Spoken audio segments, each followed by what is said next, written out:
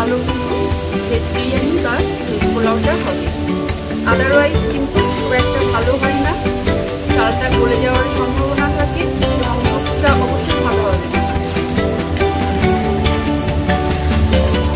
আচ্ছা, এইভাবে আমি বেশ কিছুক্ষণ কিন্তু ভালো করে এটা একটু ফ্রাই করে নেব। দেখো বন্ধুরা, আমি এটা নিয়ে নিয়েছি। এরপরে আমি নিলাম এখানে বেশ কিছুটা পরিমাণে ঘি নিয়ে নিয়েছি। দেখো এর মধ্যে আমি দিয়ে দেব তেজপাতা এবং দারুচিনি,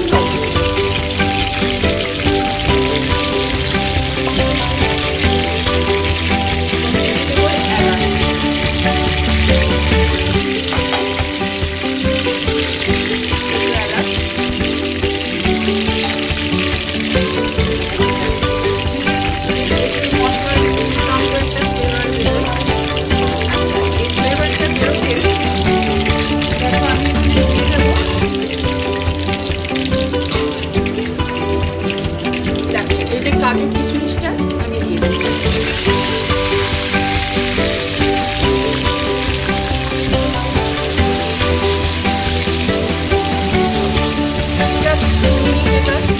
নাড়াচাড়া করে নেব।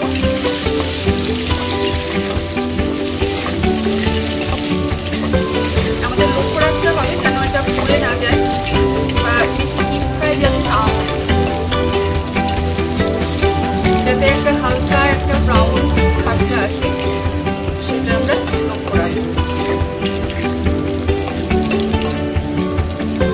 আচ্ছা, এবারে দেখো এখানে যে বিরিয়ানি রাইসটা আছে আমি আচ্ছা দেখো বন্ধুরা, আমি যে জলটা দিয়েছিলাম আর জলটা দেওয়ার দরকার নেই, পুরো কমপ্লিট হয়ে গেছে। এখানে জলটা টেনে গেছে, এখানে ড্রাই হয়ে গেছে আর একদম জলটা দেওয়ার দরকার নেই।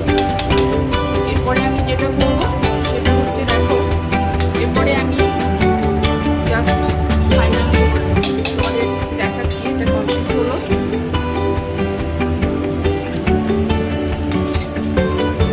এখন যেহেতু এটা গরম আছে, বিরিয়ানিটা একটু ঠান্ডা হওয়ার সাথে সাথে কিন্তু আমি এটা ভালো করে কিন্তু মিশিয়ে নেব।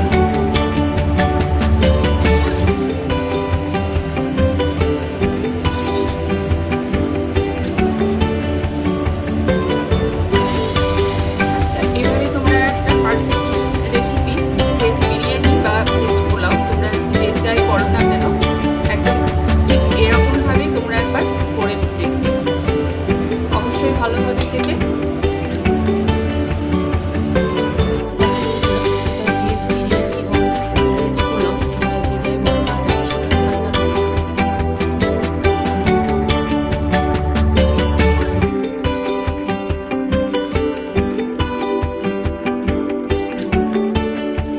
হ্যালো বন্ধুরা, welcome back to my channel.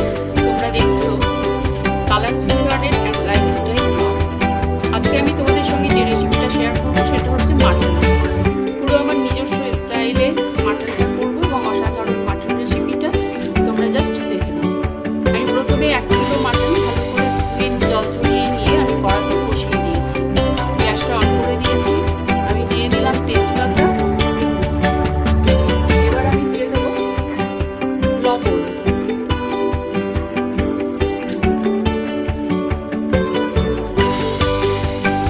এরপরে আমি দিয়ে দেবো লঙ্কা গুঁড়ো।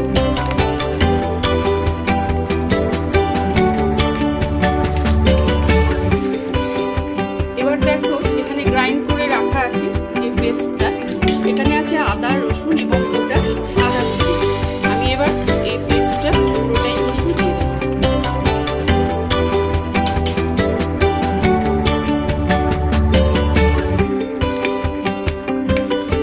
আচ্ছা, পেস্টটা পুরো দিয়ে দিলাম, যেটা জারির ভেতরে আছে। এরপরে এটা দিয়ে দিই।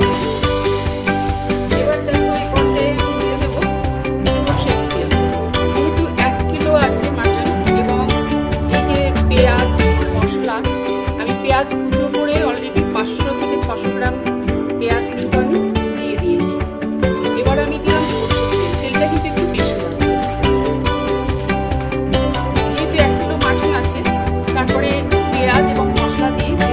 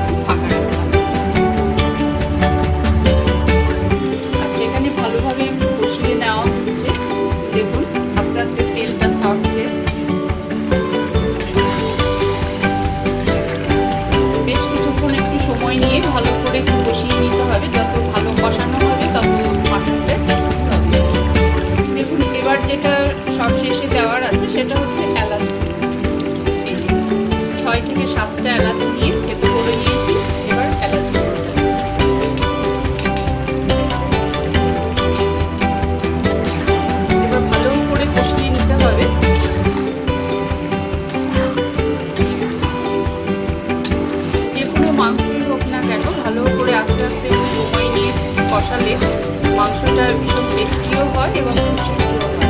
এবং দেখুন পাশে আমি এটা জলটা গরম করে নিয়েছি, প্রয়োজন মতো একটু আর কি ঝোল রাখবো, গ্রেভি রাখবো। সেই গ্রেভির জন্য আমি সামান্য একটু জল গরম করে নিয়েছি।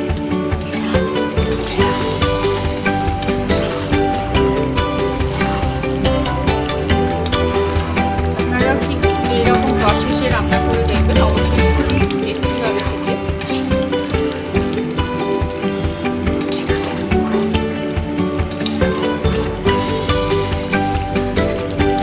দেখুন মাটনটা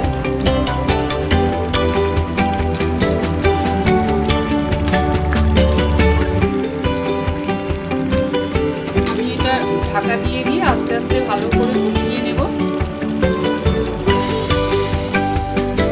আচ্ছা, এবার দেখে নেব মাংসটা।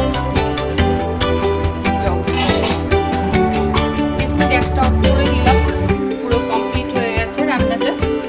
দেখুন এটা বাংলা মাটন। এবার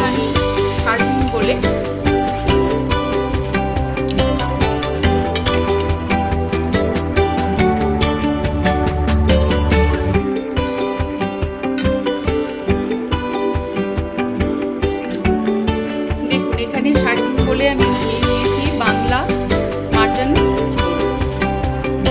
সুন্দর রেসিপি এটা এবং খুব সুন্দর টেস্টি হয়। আপনারা অবশ্যই নিজেরা ট্রাই করুন এবং টেস্ট করে দেখুন কত সুন্দর ভাত, রুটি বা পরোটা সবেতের সঙ্গে খুব সুন্দর আর কি খেতে লাগবে। দেখুন দারুণ টেস্টি। আমি কিছুটা সার্ভিং করে নিয়ে নিয়েছি আর কিছুটা কড়াই